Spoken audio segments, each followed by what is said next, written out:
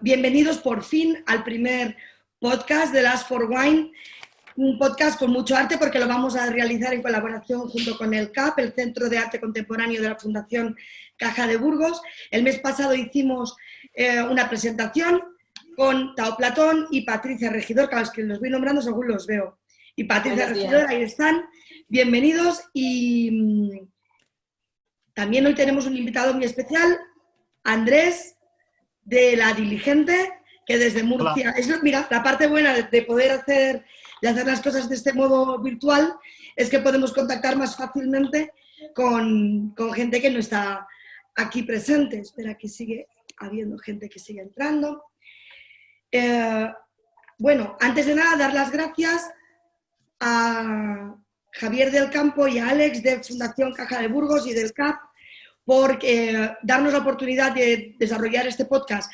Esperemos que en breve en sus instalaciones y con ellos, pero de momento de esta manera. Y yo creo que lo mejor es que Javier empiece explicándonos un poco de qué exposición vamos a hablar. El tema de todo el podcast hoy va a ser el vino durante todo este tiempo de confinamiento, este tiempo de coronavirus, este tiempo de COVID con los diferentes colaboradores. Vosotros vais a poder preguntar cuando queráis, sobre todo al invitado al finalizar, y también tendréis un momento solo para vosotros de todo lo que queráis hablar sobre este tiempo o cualquier aspecto que queráis preguntar del mundo del vino. Pero yo creo que para introducir un poco el tema, la música y el vino del que vamos a hablar, estaría bien que Javier nos cuente un poco qué es lo que nos presentan desde el CAP ahora. El sonido, Javier. Hola, ahora sí, ¿me oís? ¿Me oís bien todos? Sí. Pues muy buenos días, bienvenidos. Bienvenidos a este podcast desde el Centro de Arte Caja de Burgos, CAP, y muchas gracias, por supuesto, por vuestra asistencia. Muchas gracias también a Pilar Cruces y a sus compañeros por la invitación, y muy especialmente en un día en el que podemos anunciar ya la reapertura de nuestro espacio, en este inmediato martes 2 de junio. Esperemos poder contar con muchos de vosotros, esperemos poder veros, y confiamos también en que la visita sea pues, lo más agradable, lo más plácida, pero también lo más segura para todos. Yo soy Javier del Campo, como me presentaba hace un momento Pilar. Soy el director de arte de la Fundación Caja de Burgos y del CAP, y soy el responsable curatorial de sus proyectos expositivos. En el ciclo que pasado mañana vamos a reinaugurar, conviven 3 artistas muy diferentes, con propuestas también igualmente diversas. Karin Bosch, que es autora de una pintura de apariencia plácida y ligera, en la que sin embargo anida el acecho, lo inesperado, la acción latente que parece llevarnos a un territorio de desconcierto, tal vez violento, tal vez inocente, pero desde luego donde se ponen a prueba nuestras emociones y nuestros recuerdos. José Luis Serzo, en otro de los espacios, en otro de los ámbitos expositivos del CAP, ha creado una gran instalación objetual, pictórica, gráfica y cinematográfica también. Es un escenario dentro de otro para reflexionar sobre la creación artística, sobre el propio miedo a crear y sobre los límites y sobre las inseguridades también que conlleva la creación. La imaginación y la realidad, y aquí prácticamente traslado palabras suyas, están planteadas de manera conectada, de manera unida, sin límites, como un todo con aristas, pero sin fronteras. Pero a mí de lo que me apetecía hablar hoy es de la tercera de las propuestas, la realizada por Maite Santamaría. Como sabes, es una artista que vive en Burgos, es una artista también nacida en Burgos, lleva unos cuantos años viviendo en la ciudad después de regresar de su trabajo en otros lugares, en otras ciudades. Y me apetecía hablar de esta propuesta porque, entre otras cosas, porque es la que más se aparta de la visión del arte que más o menos tenemos todos en mente, ¿no?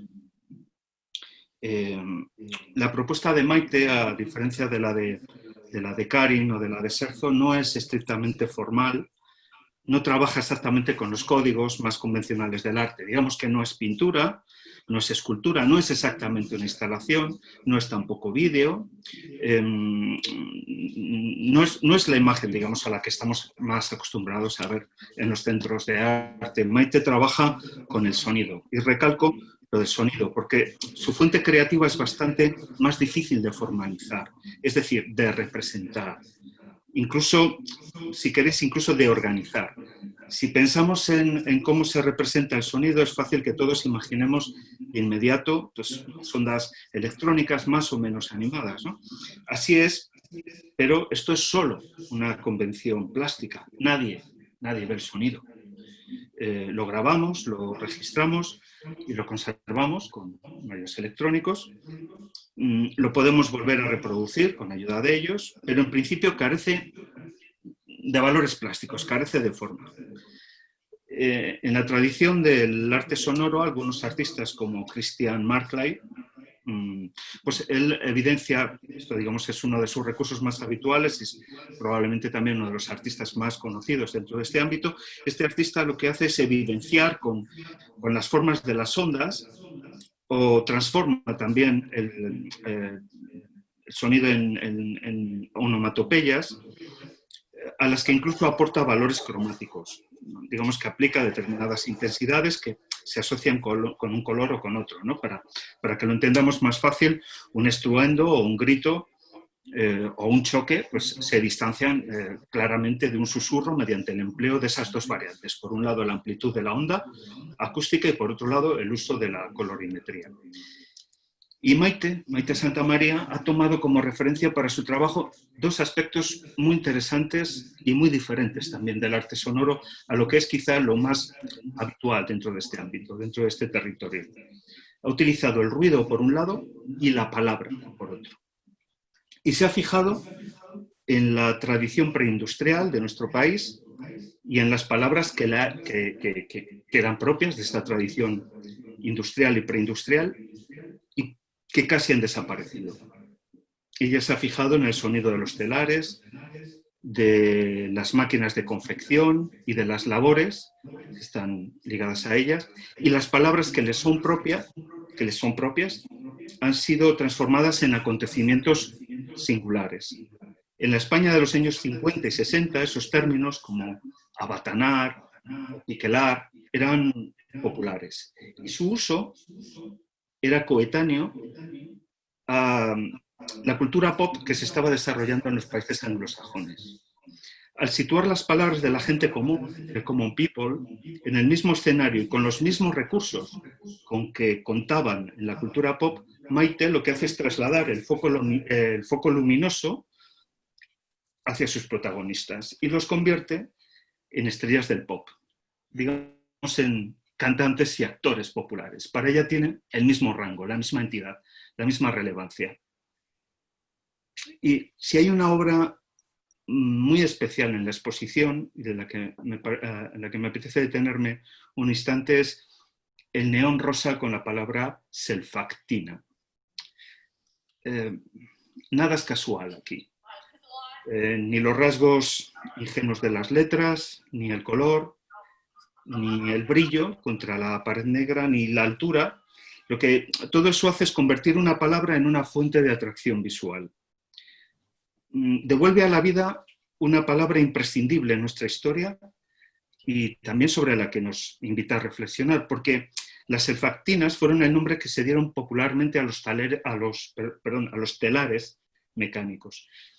Estos telares eran manejados por una única persona y su desempeño suplía el trabajo de cientos de personas. La implantación de las selfactinas en el siglo XIX dio origen al conflicto antimaquinista más importante de nuestra historia y que se evidenció en el año 1854 con, y esto es muy importante, atención, con la primera declaración de huelga obrera. La selfactina está en el origen de la conciencia de lucha y de la reivindicación popular. El sonido de las selfactinas, captados por Maite y proyectados también mediante ondas en el CAP, fue recuperado por ella gracias a la ayuda de uno de los últimos trabajadores, uno de los últimos técnicos, de los últimos operarios capaces de poner esa máquina en funcionamiento. Es, como veis, mucho más que el sonido del pasado, es mucho más que un mero ejercicio formal atractivo. Es la recuperación de una memoria colectiva que, como bien sabéis, con demasiada frecuencia, esa memoria que a todos nos atañe, pues se desconoce a sí misma, ¿no? Y en muchas ocasiones, bueno, pues no le prestamos seguramente la atención que merece. Yo no me extiendo más. Pilar ha encontrado un magnífico vino para continuar esta historia y, bueno, por mi parte yo os dejo con ella. Muchas gracias, Javier, por acercarnos. El mes pasado hicimos una presentación de lo que iba a ser este podcast en Instagram y estuvimos hablando sobre... ¡Ay, ahora se me ha ido! De Karen Bosch. Estuvimos hablando de la exposición de Karen Bosch con un coordinat. Y en este caso, es verdad que la unión no está tan relacionada exactamente con el significado, a lo mejor primero que se te ocurre con Common People, pero sí con esta necesidad. Ayer hablábamos con Tao y con Patricia, la falta de contacto, ¿no? De cómo al final los sonidos comunes, al final no echamos de menos los grandes acontecimientos durante este encierro. Mayoritariamente hemos echado de menos cosas muy pequeñas, muy cotidianas, muy naturales de nuestra cultura, como puede ser, por ejemplo, los bares. Ha sido una constante. Nosotros tenemos la suerte de que hay 2 bares en Burgos que nos van a apoyar en este podcast de alguna manera cuando podamos celebrarlo en el CAP, que allí pues ellos nos van a proporcionar el vino y una serie de cosas, que es la Favorita y la Cantina. Y allí el último vino que yo me pude tomar era un vino que a mí me lleva mucho a toda esta situación, ¿no? Que es Camino Real de Guimaró. Es un vino que fue casualmente el último que me tomé allí y el primero que tomé en un restaurante, porque el martes fui allí y estaba y quise volver a probarlo. Es un vino que está elaborado también en una situación límite. Al final yo creo que ahora estamos muy al límite y es un vino que... Ribeira Sacra es una zona que ya tiene bastantes desafíos en cuanto a viticultura y elaboración, con un clima bastante complicado. Guímaro es una bodega que tiene un vino Mencía, que creo que Patricia lo tiene, es el que tiene ahí en casa. Un vino genérico, básico, sin crianza en barrica, pero un vino súper accesible, muy divertido, que ya representa bastante bien una región. Y sin embargo, luego el resto de vinos especiales son todos parcelarios, ¿no? Tienen Pombeiras, Capelinos, Meixemán, pero hay veces que los desafíos de la naturaleza no te permiten elaborar vinos todos los años. Y ante esa necesidad, Pedro decidió elaborar Camino Real, que era el único vino que venía de diferentes parcelas que tenían como cohesión un camino. Es un vino que para mí no solamente es el último vino que me tomé en un local y el primero, sino que también es un vino que es, para muchos de aquí ya lo conocéis, es un vino que es fresco, tiene acidez, tiene una cierta complejidad porque es mencía y luego todas las variedades que puedes encontrar en ese territorio.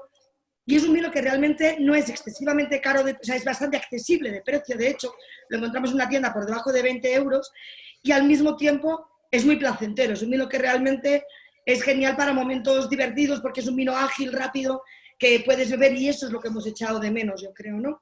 La falta de contacto. Esas cosas cotidianas y comunes que creo que es lo que quiere transmitir y parar el tiempo Maite. Esa atención a nuestra memoria sonora y que nos marca tanto más de lo que realmente prestamos atención, ¿no? Y para eso, la canción también que he buscado como hilo conductor, bueno, es un disco, es de Najwa Nimri y es Viene de largo, se llama, un disco que se publicó, bueno, no sé si se publican ya estas cosas o se suben en plataformas, pero es un disco un álbum que llegó pocos días antes, cuando todo esto empezaba a preverse, y sobre todo esta canción de Hay alguien ahí, creo que precisamente habla de esos pequeños sonidos y esa necesidad de búsqueda, ¿no? De encontrar conexiones, de encontrar gente, de sentir comprensión y de volver a la vida normal. Os lo dejo un poco a ver qué os parece.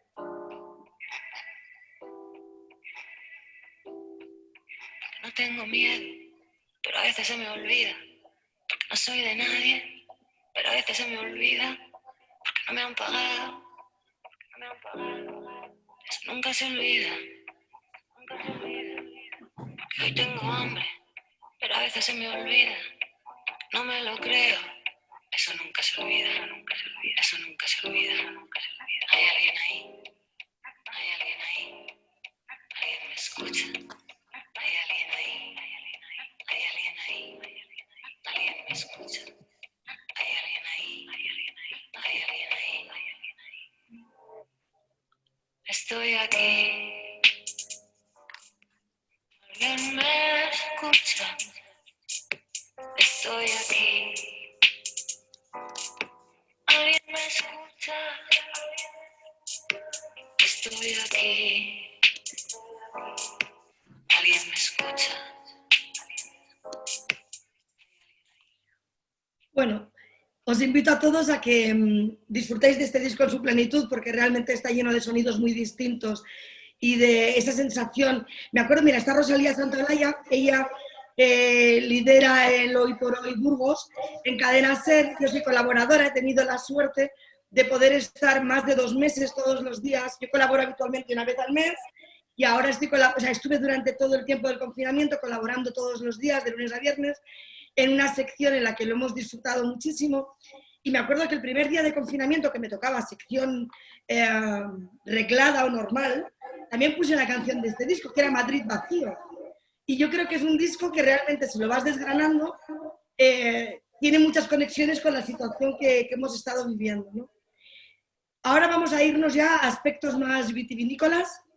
Vamos a ir con Tao Platón y vamos a hablar más de datos, qué ha pasado, cuáles han sido las ventas, el consumo, qué ha ocurrido con algo que o sea, veíamos estadísticas en medios de comunicación, se ha consumido mucho vino en los supermercados, bueno, más cerveza siempre, pero ¿qué ha pasado? ¿Cuál es tu visión? Hola Pilar, ¿qué tal? Hola. No me he traído vino y no me he traído estadísticas. Empiezo mal mi intervención en el podcast. Es que estoy en el pueblo y se nos había olvidado lo que era venir aquí, que no tenemos nada. Pues ha pasado lo que todos hemos visto, que se ha derrumbado uno de los canales fundamentales del consumo del vino y de la venta del vino, que es el canal Horeca. Y eso ha generado pues que una tendencia, un cambio, un pequeño cambio en el hábito de consumo, que es que alguna gente se ha incorporado a consumir vino en casa y que el vino es puramente recreativo para muchos, y un cambio en el hábito de consumo, evidentemente, moviéndose hacia la venta online, que luego podemos discutir si quieres si ha tenido el impacto que necesitábamos que tuviese, y moviéndose hacia la compra en supermercados. Pero sobre todo lo que ha tenido es una polarización en el consumo. Hay muchas gamas de vino y muchos proyectos vitivinícolas que están orientados a una calidad y a un canal determinado que se les derrumbó y tuvieron que buscarse un poco la vida para poder sobrevivir durante estos meses. Pero sobre todo lo que ha ocurrido es que hubo mucha incertidumbre y sigue habiéndola. Hubo incertidumbre de qué iba a pasar y cuánto iba a durar, y sigue habiéndola, cuánto va a durar y cómo nos vamos a ir poco a poco recomponiendo de esta situación. Bueno, aquí también se añaden problemas previos, ¿no? Es decir, si hablamos de vino español, aranceles en países como Estados Unidos. Bueno, esto era, sí. El contexto previo ya no era muy halagüeño. El contexto previo no era muy bueno, pero tampoco era muy bueno a nivel económico. Todos sabíamos que iba a venir una crisis y esperábamos que fuese la menor posible.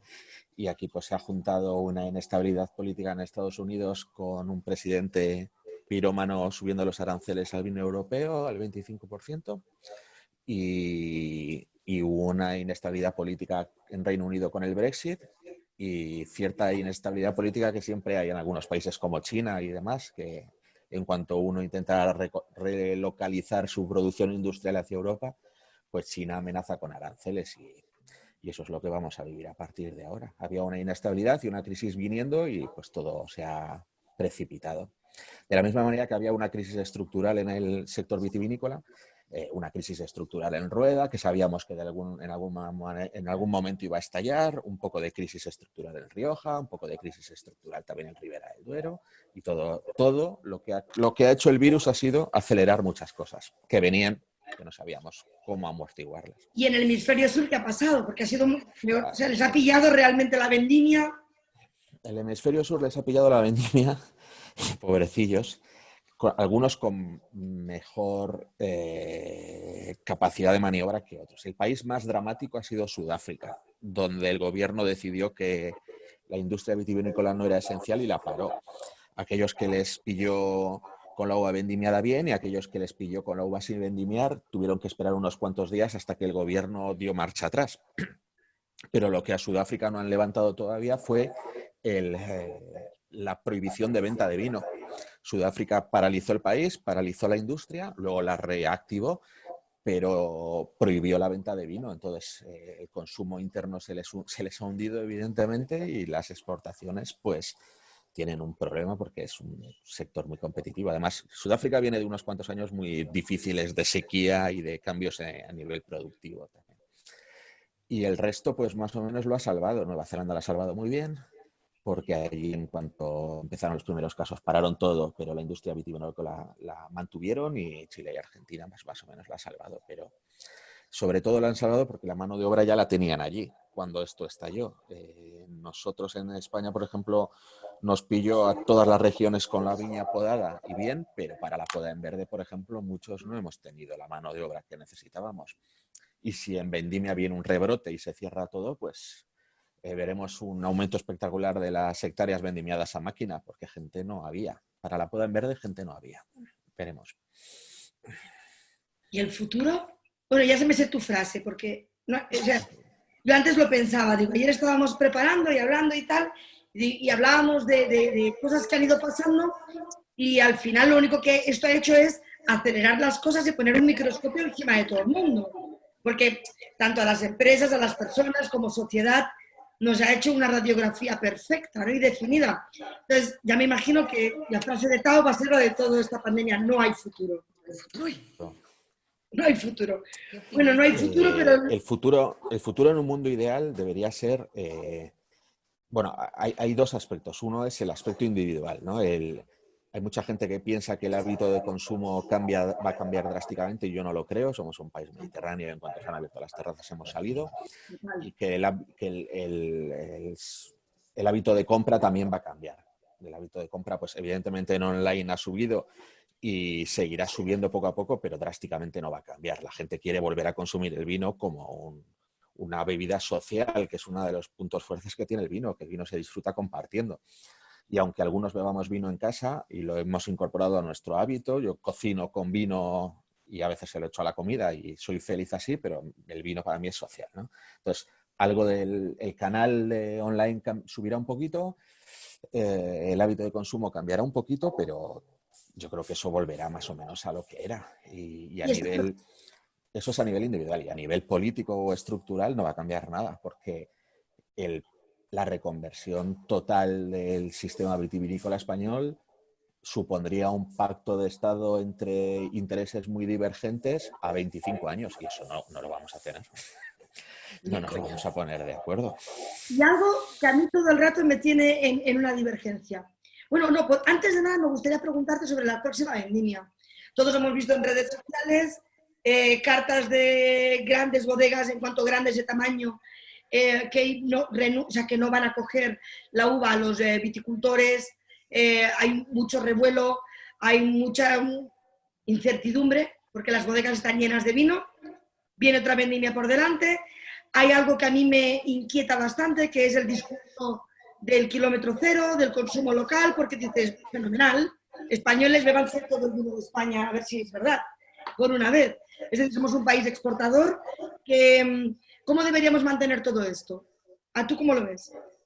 Yo no lo sé. Mi obsesión durante estos últimos meses ha sido hacer cálculos para poder coger toda la uva de nuestra gente, que al final nuestros proyectos se basan en nuestra uva y en la uva de nuestros colaboradores. Tao trabaja en Península Wines, para los que no lo sepáis. Y es una empresa, pues, que nosotros movemos alrededor de 7 millones de kilos por toda España, y nosotros más o menos estamos sanos y tenemos una estructura sana y sobre todo teníamos muy diversificados todos los canales y hemos seguido vendiendo y podremos no dejar a nadie por el camino. Pero hay mucha gente que va a sufrir, al final va a sufrir el último eslabón, van a sufrir los proyectos pequeños que no tenían una economía boyante y van a sufrir los viticultores que vendían uva a pequeños y a grandes, porque también sé de pequeños que no van a coger uva. El grande evidentemente hace más daño a nivel numérico, pero sé de pequeños que no van a coger uva. Pero esto debería hacer replantear muchas cosas. Nosotros siempre hemos tenido mucha dificultad en conseguir socios a largo plazo porque el viticultor en muchas zonas del mundo, en muchas zonas de España, va a la subasta y el que le dé más cada año. Y esto debería generar vínculos contractuales y de proyecto a más largo plazo, confianzas mutuas, pero lo que pasa es que no lo va a hacer. Lo que va a hacer es dejar a mucha gente tirada por el camino. Y el tema local, ¿cómo lo ves? Cuando dicen, hay que consumir solo producto local, solo producto de proximidad. Yo en muchas cosas soy la primera entusiasta de esta idea, es decir, al final necesito el comercio de barrio, el comercio de proximidad, pero llego al vino, que es mi hábitat, luego le preguntaremos cuando sea el momento del público. Veo a Paco Berciano asistiendo y me apetece saber su opinión al respecto de este aspecto, pero yo tengo muchas dudas en todo esto, pero dices, bueno, o sea, para mí un día lo hablábamos contigo, los pueblos por encima de las fronteras, es decir, apoyar el trabajo de muchísimas personas que al final se lo están trabajando, llevamos muchos años de contacto con ellos y sería injusto absolutamente para mí dejar de apoyar esos proyectos, o ahora mismo, ¿no? ¿Qué es proximidad? Tener un vino de Ribera del Duero es más proximidad que tener uno de Ribeira Sacra solamente porque es más cercano a mí. O sea, me hace plantearme muchísimas dudas. No sé qué piensas tú de eso. Yo soy un mar de dudas también ahí. Yo no soy... Yo intento consumir producto local en cosas básicas de alimentación porque me parece que no tiene ningún sentido el hecho de consumir una fruta de otro continente y demás. Pero soy muy promiscuo en el mundo del vino a cambiar y saltar, porque para mí el vino no es...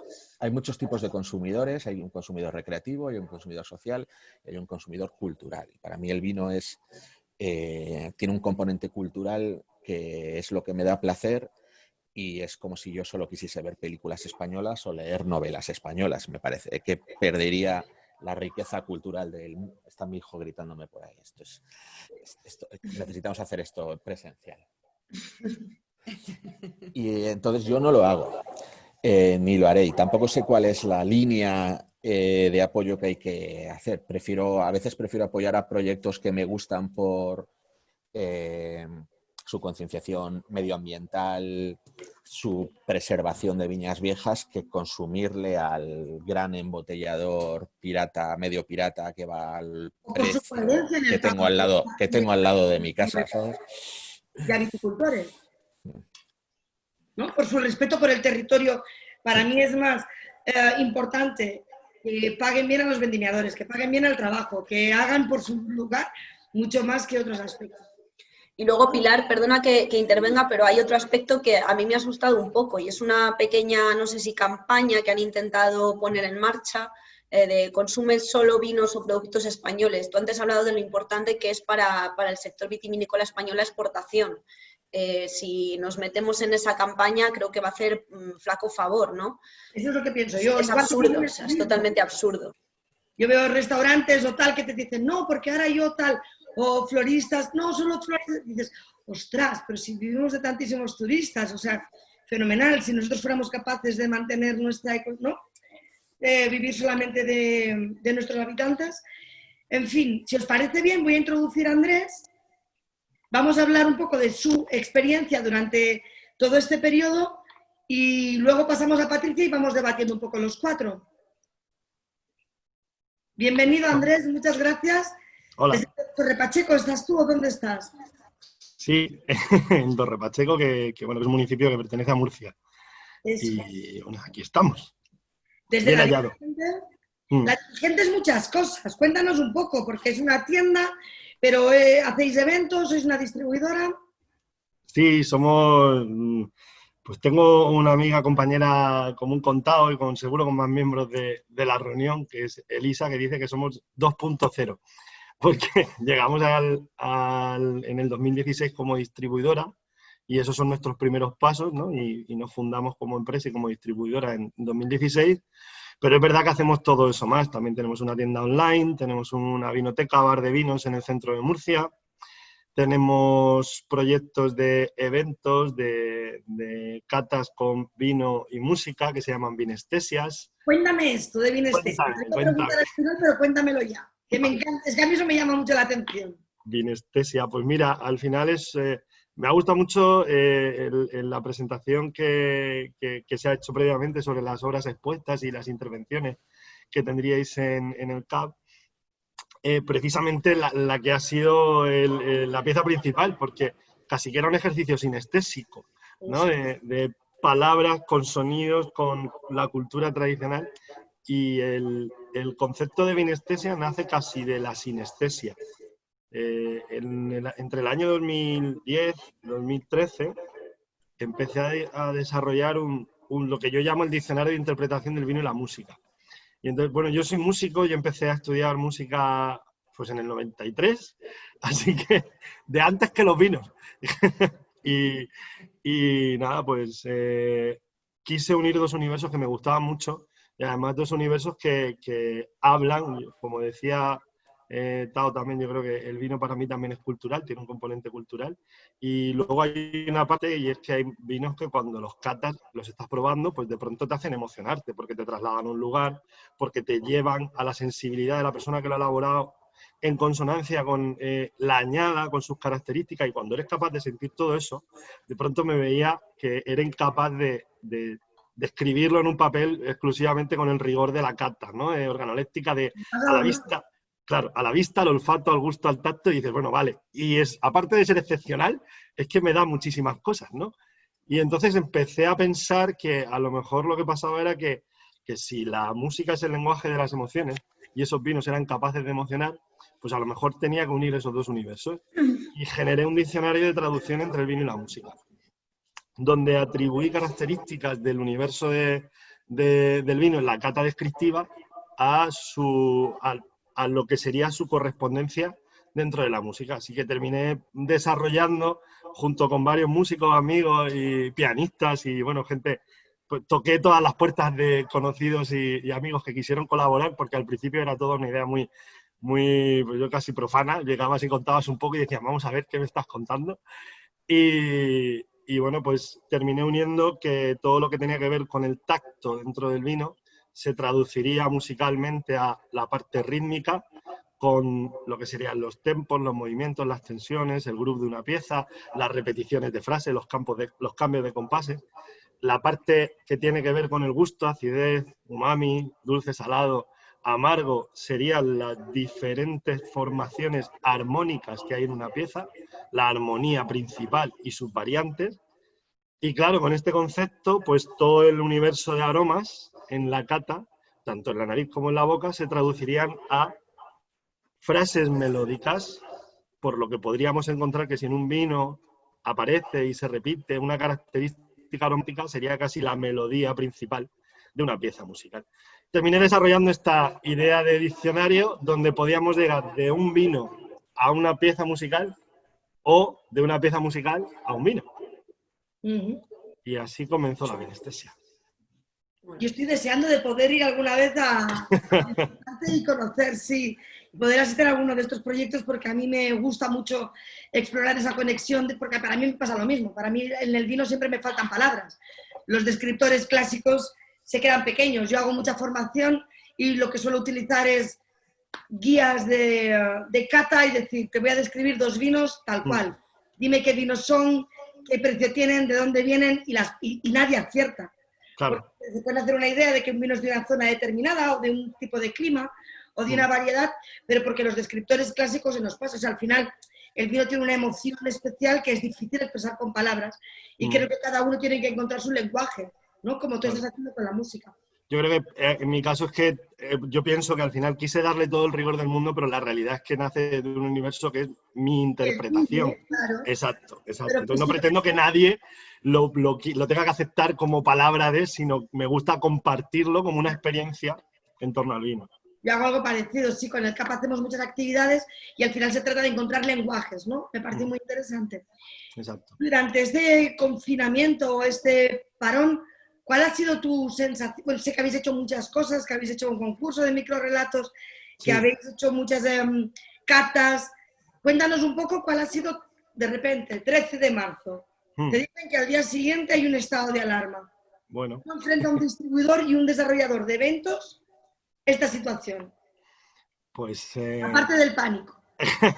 totalmente. Tanto del pánico Correr y dar vueltas sobre mí mismo, ¿no? Y luego ya, pues sí, no.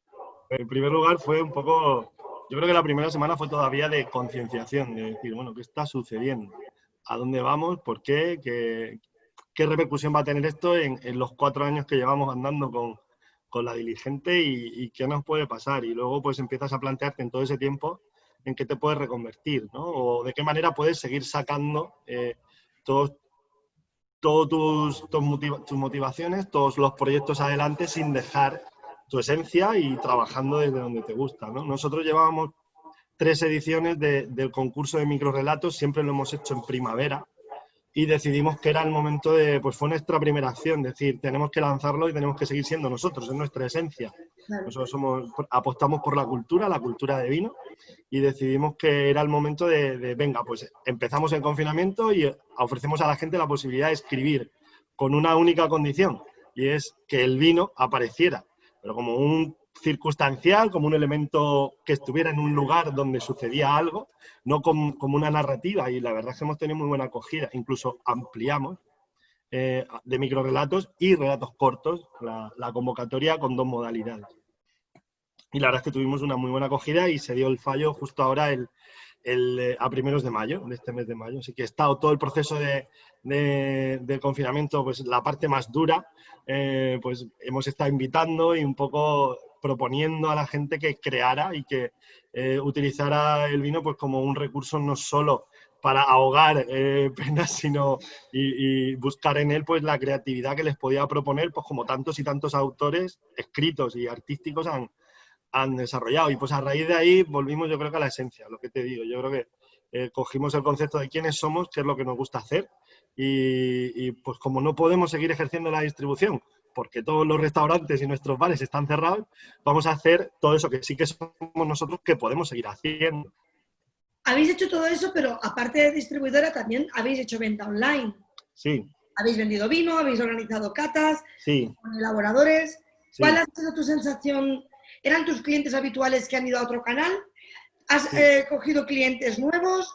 ¿Cómo ha sido la sensación?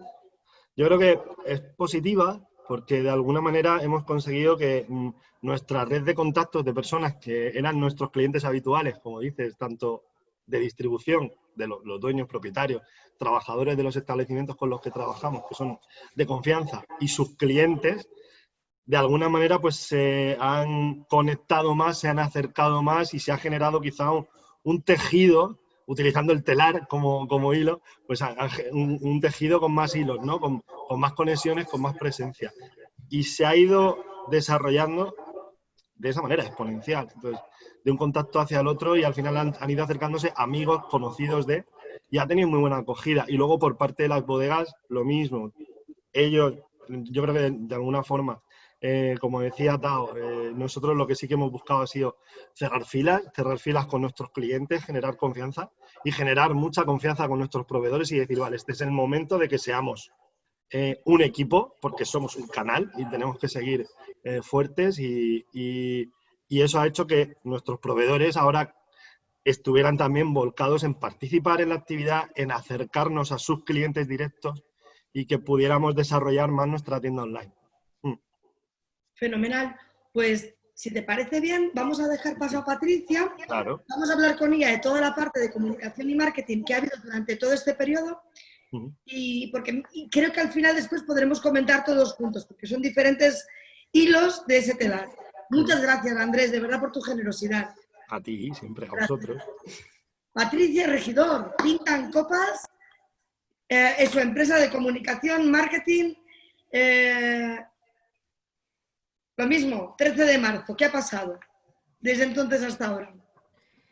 ¿Qué pasó el 13 de marzo? Bueno, el 13 de marzo no pasó nada, pero el día 15, que creo que fue el lunes, No, 16. ¿no? O 16. Bueno, el lunes lo que pasó es que... Estás en Valladolid. Lo que pasó es que empiezas a recibir la llamada de clientes que deciden cortar sus servicios en comunicación. Eso es lo que pasa ese lunes. Pero también lo que pasa es que llega el fenómeno Fernando Mora con sus lives de Instagram a revolucionar un poco esa forma de, no de comunicar, pero bueno, el canal, ¿no? Más bien.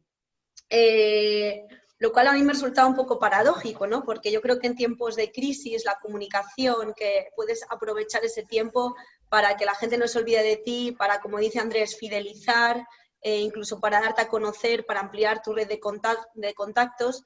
Y sin embargo, muchas empresas lo que han hecho ha sido todo lo contrario, ¿no? Quedarse un poco como, no sé si rezagados, a la expectativa o un poco confusos. Pero bueno, también ha habido mucha gente que ha hecho, pues, siguió la estela un poco de Fernando Mora con todos esos lives en Instagram, con reuniones por Zoom, por, bueno, infinitos canales. Por una parte, yo creo que es, no sé si decir generoso o solidario, ¿no? Que personas como Fernando Mora, como Juancho Asenjo, como expongan su conocimiento, como Paco Berciano, que lo tenemos aquí, o Tao, que también ha estado en muchos, Andrés, pongan su conocimiento de una forma gratuita, cosas que, o clases que físicamente incluso se había pagado por ellos, pero también es verdad que hemos asistido, y aquí lo quiero hilar mucho con el tema que has puesto, Pilar, de ¿hay alguien ahí? O sea, creo que muchas de esas acciones comunicativas han carecido de un objetivo. No se ha sabido muy bien para qué se estaban haciendo, ¿no? Ha habido charlas realmente interesantes. Es verdad. Pantomima full, ¿no? La chapandemia.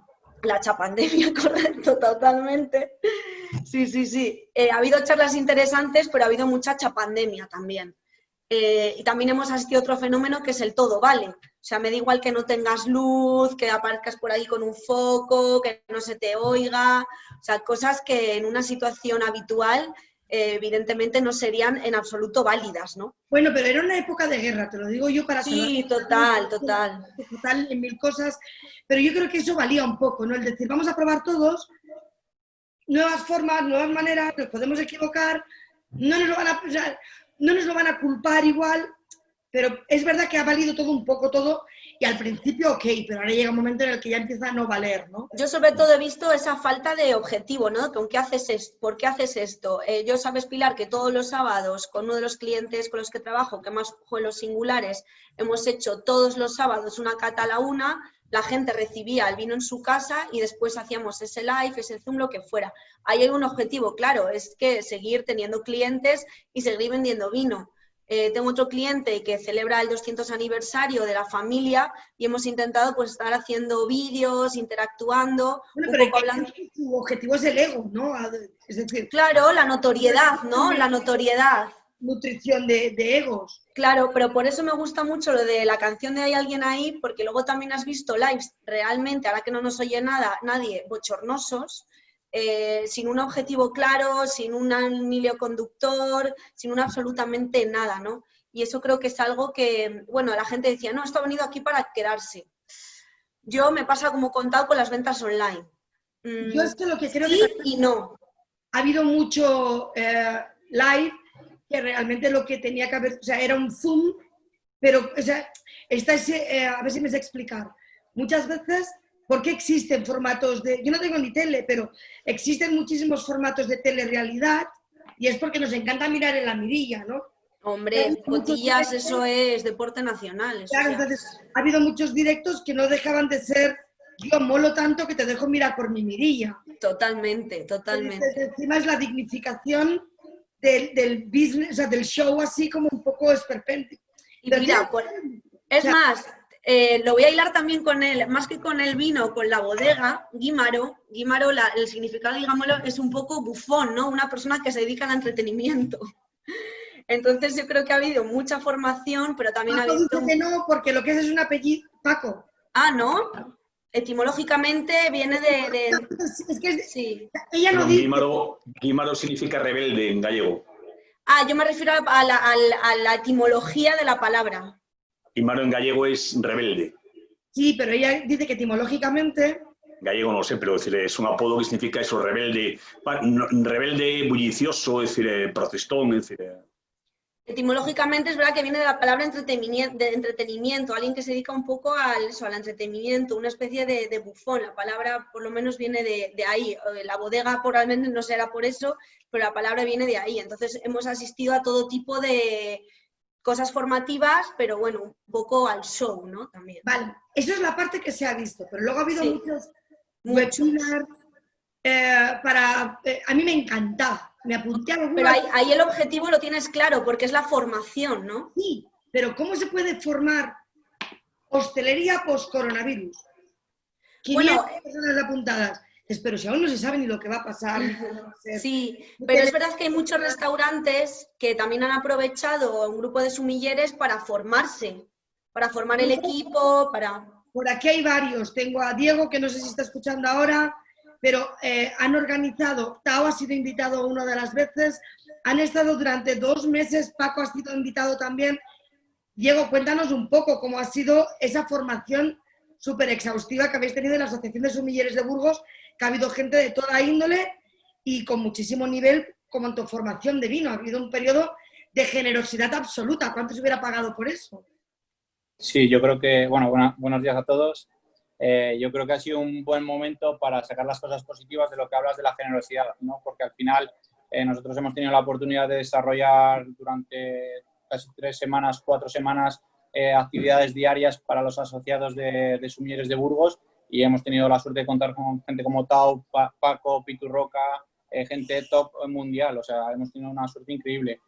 Se hizo también destinado para que la gente durante esta época, que igual, sobre todo en hostelería, pues todos estábamos parados, que no perdiéramos tampoco el ánimo, ¿no? Ha sido también una parte de formativo, yo creo, de motivación en el sentido de seguir adelante, porque en estas épocas ha sido duro para todos, pero nuestro sector se ha visto muy, muy afectado, como habéis ido comentando a lo largo del podcast, ¿no? Ayer estábamos hablando, Tao, Patricia y yo, sobre el papel de los medios de comunicación, sobre cómo se lo había tomado cada... Y ahí yo creo que al final, una vez más, cada uno ha sacado pues la personalidad y la línea que estaba siguiendo. Decían, han perdido la oportunidad, pues que es una oportunidad que nunca tomaron. O sea, dicen, han seguido retroalimentándose, bueno, es que es su dinámica, lo pensaba yo esta mañana. Y todos teníamos muy claro que si ha habido alguien en restauración que ha sabido desarrollar tanto afecto, capitalizarlo, que es lo que hablaba Patricia, ver nuevas oportunidades, ha sido David Muñoz en Diverso. Es decir, al final, con la nueva fórmula del boxo, con todo el aspecto... O sea, ¿sabéis todos más o menos lo que ha ido haciendo? Porque nosotros lo damos por normal. Explícalo, Pilar, No, que hay gente que no. Vale, pues David, que ya suele hacer vídeos con recetas, que normalmente hace una receta, se la explica a su novia, la Pedroche, y lo hace ella, y entonces de eso hacen como un poco de comedia y es como bastante divertido para el público en general. Durante el confinamiento empieza a hacer una serie de recetas. Hace recetas que son creativas, que son bastante coherentes con su fórmula de trabajo habitual, pero que son accesibles en cuanto a ingredientes y elaboraciones para prácticamente todo el mundo. Se pone a dar estas recetas online, a explicarlas, incentiva que la gente las haga, le comunique su resultado, cómo ha ido. La gente está encantada, tiene son 3 estrellas Michelin, el único de Madrid, cocinando, enseñando, aprendiendo. Y cuando estamos en el momento más álgido, abre un delivery desde las cocinas de Diverso de un 3 estrellas Michelin a través de Globo de esos exactamente platos que todo el mundo ha estado viendo, los ha puesto a disposición. Ha sido un fenómeno, para mí brutal, encima con una muy buena elección de vinos. Ha elegido 3, 4 vinos, 5 platos, es que no había más. Una carta muy reducida, asegurándose el éxito o asegurándose que era capaz de hacerlo bien, con una propuesta de vinos muy satisfactoria, al menos a mí me lo ha parecido, que dices, qué bien que haga esta divulgación y que un delivery pueda tener un buen plato con un buen vino a unos precios muy asequibles. Y no sé cómo habéis vivido vosotros todo ese fenómeno, pero a mí me ha parecido el mejor de todos. ¿No? Sí, Pilar, sí. Yo Yo quería seguir, Pilar, también con cosas que hablábamos ayer de falta de, o que no han, o sea, al final en comunicación, y yo aquí, claro, tengo que un poco barrer para casa, también hay el tema de la inmediatez, ¿no? Es muy importante, la comunicación al final es inmediatez, sobre todo en escenarios como este. Y luego hay mucha gente que se ha sumado muy tarde y muchos otros que no han sabido aprovechar esa oportunidad. Ayer hablábamos de un montón de organismos que existen en España que se dedican a la divulgación y a la promoción y se han quedado parados esperando, como decíamos ayer, o a recibir una subvención o a que les digan lo que tienen que hacer. Es decir, a nivel comunicativo, cuando su labor precisamente es la divulgación y la promoción, se han quedado absolutamente atrás, cuando tenían una oportunidad brutal para precisamente trabajar ese aspecto.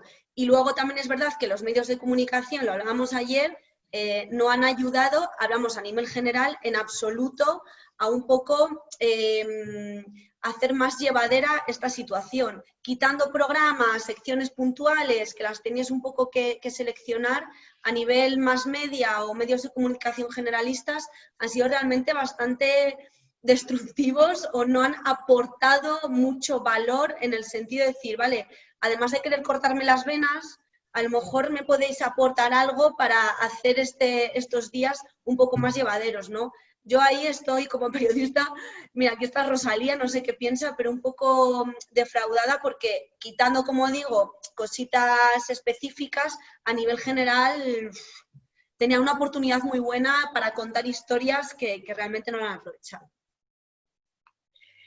Ahora es el momento, Rosalía, si quieres intervenir, o Paco, si queréis hacer alguna pregunta. Sé que Verónica tiene una pregunta para hacer. No, yo más que nada, por lo que ha comentado Patricia, es cierto que, bueno, cualquiera que haya escuchado los medios de comunicación durante estos días puede tener esa sensación. Lo que pasa es que, en realidad, yo no me he dado mucho por la duda de lo que comentaba, porque yo sí considero que desde cada profesional, desde su parcela individual, pues ha hecho lo que ha podido.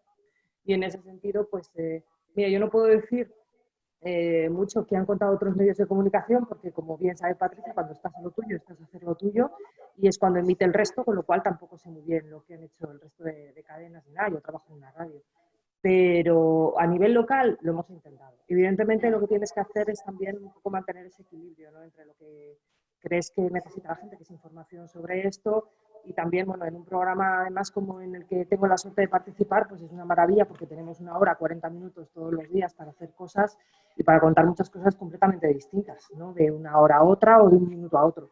Entonces, bueno, puede ser sí que haya dado esa sensación. Lo que pasa es que hay que distinguir también entre programas informativos y programas de entretenimiento, ¿sabes? Y, hombre, yo creo que, en cierto modo, cada periodista puede responder a eso de manera individual. Sobre los medios de comunicación así en general, no me voy a meter mucho, pero es cierto que, bueno, pues, los hay que han preferido tirar por el lado catastrofista y vamos a morir todos, y gente, pues, que gente no. Me imagino que directivos de empresas que han decidido, bueno, pues vamos a enfocar esto de otra manera. Pero yo creo que desde el punto de vista individual ha habido iniciativas muy chulas y yo diría que hasta constructivas, y ha estado muy bien fijarse en iniciativas individuales, fijarse en las buenas reacciones, también en las malas, que hay que contarlas también, ¿sabes? Pero yo creo que en eso yo no sé si tendría una visión tan catastrofista sobre lo que han hecho los medios de comunicación, porque como medios, los medios, son grandes empresas y en algunos casos grandes conglomerados, pero yo creo que ha habido bastante buena reacción de profesionales a nivel individual. Y somos muchos. O sea, que... Sí, eso sí. ¿Alguien quiere hacer alguna pregunta, tanto a Andrés, o quiere hacer alguna valoración personal sobre lo que hemos estado hablando, o si queréis hacer alguna pregunta de cualquier tipo? Esto me lo esperaba. Claro. Tienes que obligar, tú das el micro y que pregunte. Claro, no, porque es que aquí no tenemos el vino que nos dará la favorita de la cantina en el CAP, que eso facilitará bastante la comunicación. Sí me gustaría hacer, esto es al revés. En lugar Nuria, de que... por ahí Nuria quiere preguntar. ¿Quién?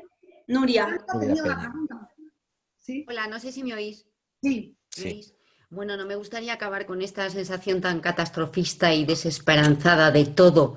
Ya que habéis hablado de comunicación, yo soy periodista, pues por favor, decidme qué queréis a partir de ahora que aparezca relacionado con el vino o no, lo que queráis, en los medios de comunicación. ¿Qué os gustaría? Yo por mi parte me habría gustado que se hablara un poco de todas estas iniciativas, como digo, generosas, y que la gente sepa a dónde acudir, a qué canales acudir para poder formarse o aprender sobre aspectos que le gustan. Al final, muchas de las actividades que se han organizado, o estás dentro del sector o conoces a alguien que acude a ellas y que tiene esa inquietud y hablas con esa persona, o realmente no se han hablado mucho de ellas. Yo esa es la sensación que he tenido. Pero a partir de ahora, ¿qué queréis?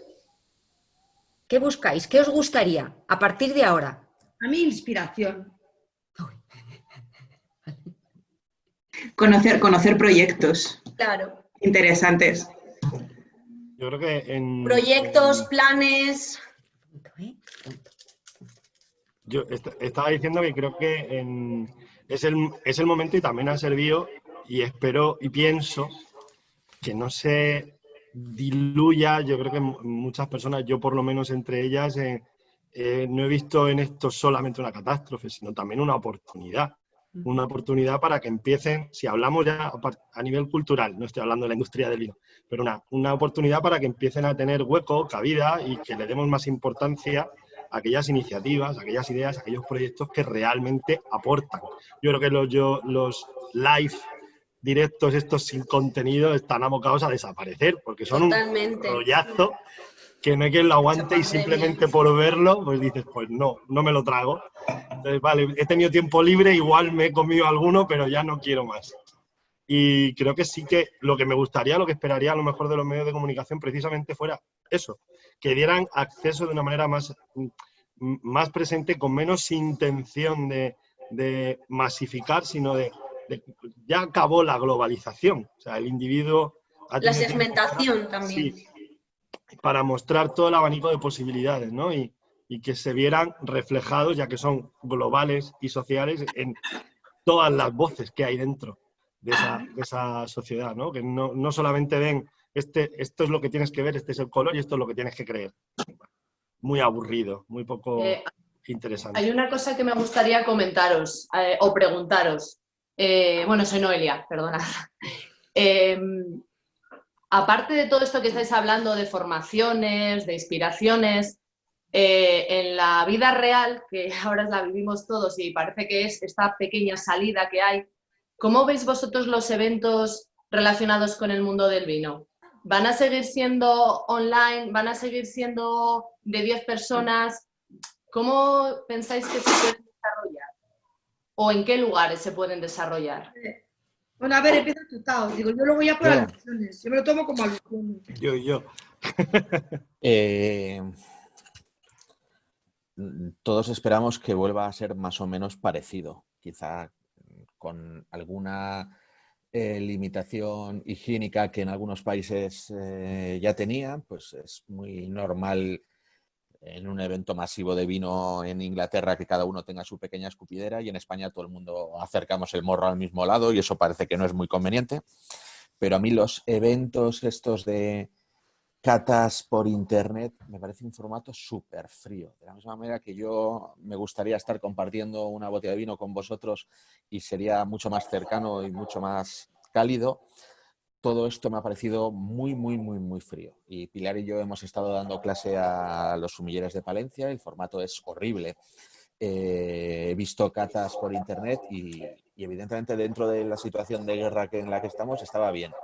Pero el formato se hace frío, se hace distante. A mí me parece poco cálido y yo espero que podamos volver. Somos de tocar. Sí, pero a ver... A una cierta normalidad. A una cierta. Y estamos esperando eso. Pero creo que hemos aprendido un uso de la tecnología. Tú y yo hemos hecho cursos muy fríos, pero aquí también hay gente que ha estado conmigo en catas que han sido muy cálidas. Sí, sí. Mírales, o sea, y nos lo hemos pasado muy, muy bien, dadas las circunstancias. Es cierto que yo en este momento también he emprendido un club online que habrá encuentros como este y yo creo que eso se va a quedar. Es decir, encuentros puntuales, poder tener la suerte de compartir con alguien como Andrés, que está en Torre Pacheco, o sea, creo que esa parte positiva se va a quedar porque creo que hemos aprendido a utilizar y hemos naturalizado una tecnología que no la teníamos encima de la mesa y no la utilizábamos, pero es verdad que las catas más experienciales y más tal, mejor en vivo. O sea, nos ha servido como consuelo durante un tiempo. No me imagino a nadie dentro de 6 meses, si puede desarrollarse una cata como lo que estábamos acostumbrados, asistir a una online. Pero a un encuentro interesante yo creo que sí. Sí, pero es verdad que lo que comenta de las catas o las ferias de vino y todo esto, las escupideras y tal, ya no porque se permitan o no se permitan las medidas higiénicas, sino que individualmente también va a haber mucha gente que no va a querer asistir a ese tipo de eventos por ese tema un poco higiénico, de tener un poquito de cuidado, porque hay que olvidar que...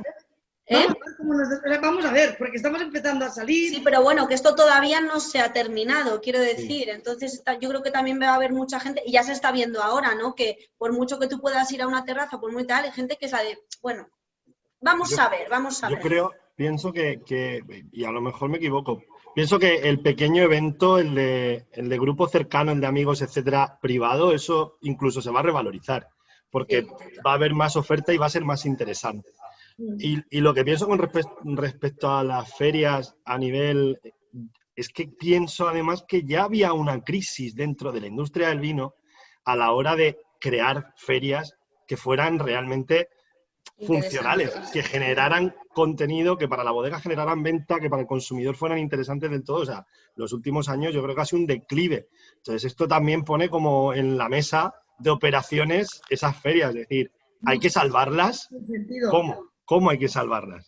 O hacer cosas realmente interesantes y ahí hilo para meter a Paco Berciano, que quería hablar, y hace una feria que sí es interesante porque él lo hace en el conocimiento, en el valor y en el tal. Paco, ¿qué querías intervenir? ¿Te he visto antes levantar? No, bueno, era hacer un ratillo que hilarlo, vuelvo. Yo creo que en esta ha habido cosas muy positivas. Es decir, hemos aprendido todos muchas cosas. La crítica de que muchas de las intervenciones técnicamente eran deplorables, ¿vale? Porque entre otras cosas hemos aprendido todo sobre la marcha. Ninguno teníamos ningún curso previo. Y a mí me parece que en ese momento el que la conexión fuese más o menos buena, que técnicamente el enfoque fuese bueno, malo, regular, era una anécdota. Es decir, una anécdota que, bueno, yo entiendo que profesionales puedan criticar, pero que a mí personalmente me importaba un bledo en el sentido de que yo era consciente de que todo el mundo aprendía. La primera vez que yo hice un directo en Instagram que no había hecho en mi vida, pues me imagino que tardé muchísimo tiempo en mirar, y eso que había hecho alguna prueba previamente con Pilar, en mirar cómo se solicitaba. Pero claro, tú hacías una prueba y antes de que tú empieces a hacer la prueba ya había 20 personas que entraban, pero bueno, vamos a ver si solamente es una prueba, ¿no? Quiere decir que había una inquietud por hacerlo.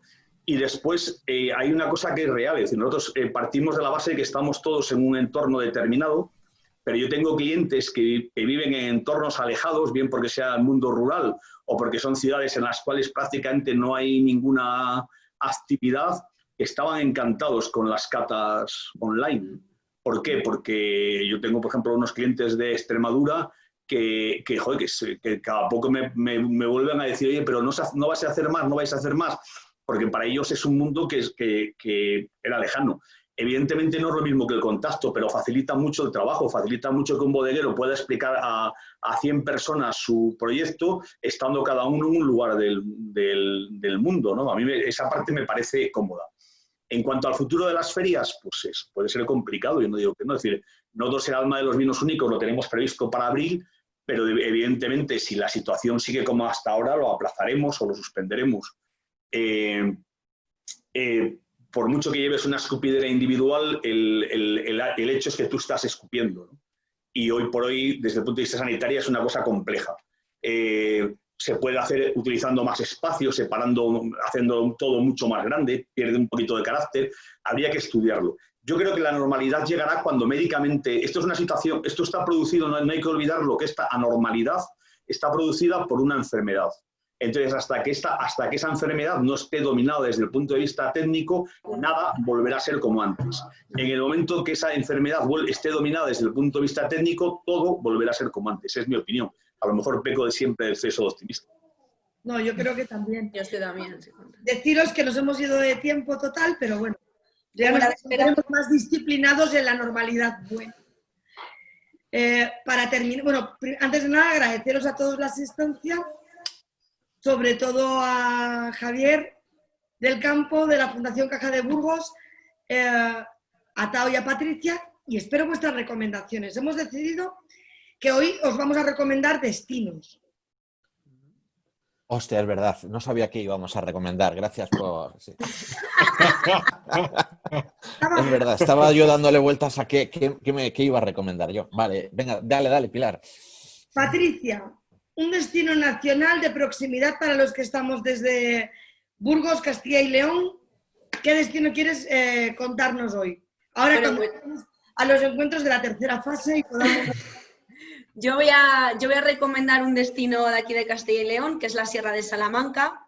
Y bueno, lo voy a recomendar por un tema afectivo, primero porque mi familia es de por allí y por parte de madre de esa zona. Y es una zona que es que siempre me ha gustado, ese paisaje mediterráneo, esos bancales, me parece una maravilla. También creo que la uva Rufete ha sido un poquito protagonista en muchos de las formaciones, de los lives, de las catas que se han desarrollado durante este confinamiento. Y bueno, creo que es un sitio que está aquí al lado, que mucha gente no conoce y realmente es digno de visitar. Tao, ¿a dónde nos llevas? Es verdad. Yo voy a recomendar Burdeos. Ayer dijiste Burdeos, pero espérate. Sí, pero es que estaba pensando en la otra cosa que iba a recomendar, que fuera del tema. Voy a recomendar Burdeos porque este año, con todo esto de la crisis, Burdeos tiene un sistema de venta muy complejo, muy tradicional y muy histórico que está puesto en duda desde hace tiempo, y este año pues saltó por los aires porque no pudieron celebrar los Premier. Pero... y me acordé de ello.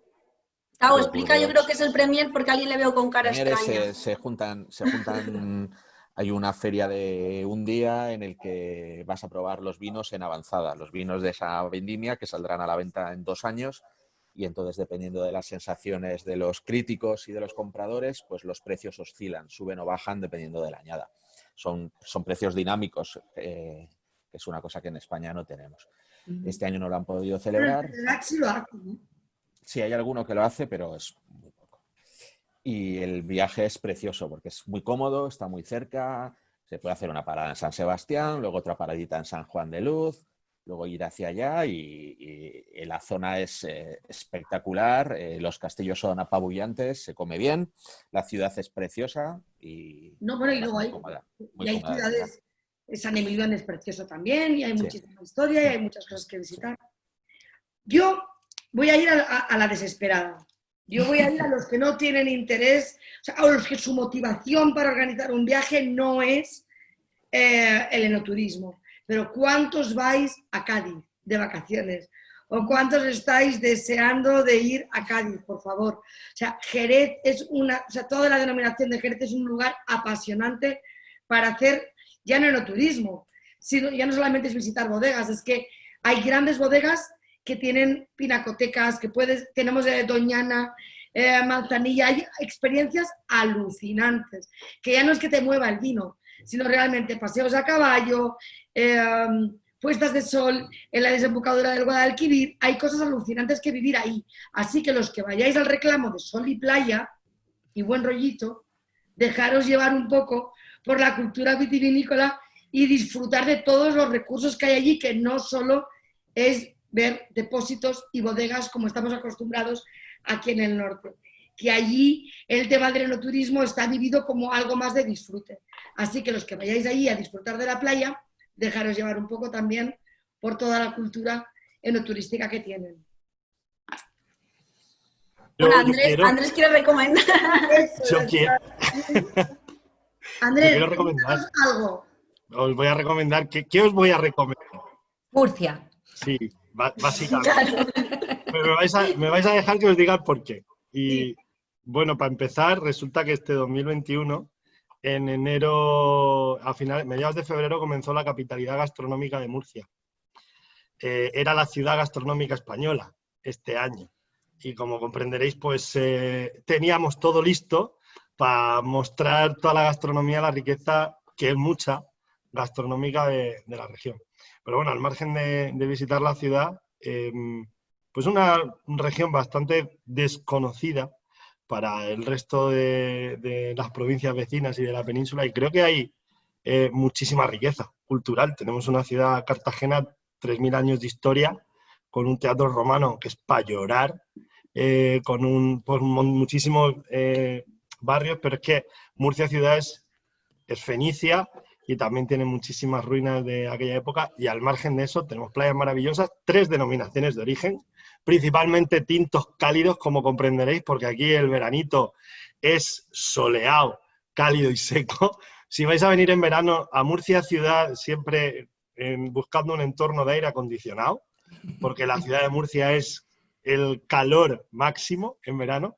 Pero bueno, luego en la zona de costa se puede estar. Mucha humedad, es casi tropical. Estamos ahí, cerquita. Y deciros, eso sí, que tengáis toda la confianza del mundo.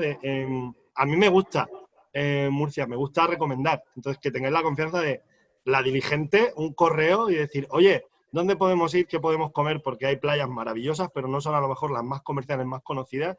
Y como nos gusta nuestra tierra, nos gusta recomendar los sitios chulos. Así que con toda la confianza del mundo. Doy fe porque hace justo un año yo estaba en Cartagena tomándome un vino de Tao enfrente de Cabo de Palos. Correcto. Yo no sé qué he hecho recomendando Burdeos pudiendo recomendar Palencia, joder. Por ejemplo. A ver, pero vamos a ver, si me has invitado y soy murciano, no voy a recomendar Murcia. Joder. Claro que sí, que además lo necesitan también. Bueno, chicos, muchísimas gracias a todos. Esto ha sido diferente a lo que será normalmente. Habrá más secciones, habrá otra dinámica. Paco Berciano, que creo que se acaba de ir, bueno, no sé si está o no está, me he perdido, va a ser nuestra voz en off en el programa. Tenemos mucha suerte de muchas cosas. Espero que muy pronto podamos desarrollarlo en el CAP, un centro que realmente os recomiendo para que vayáis a visitar desde el día 2, que creo que abren las puertas, ¿no, Javier? Martes. Sí.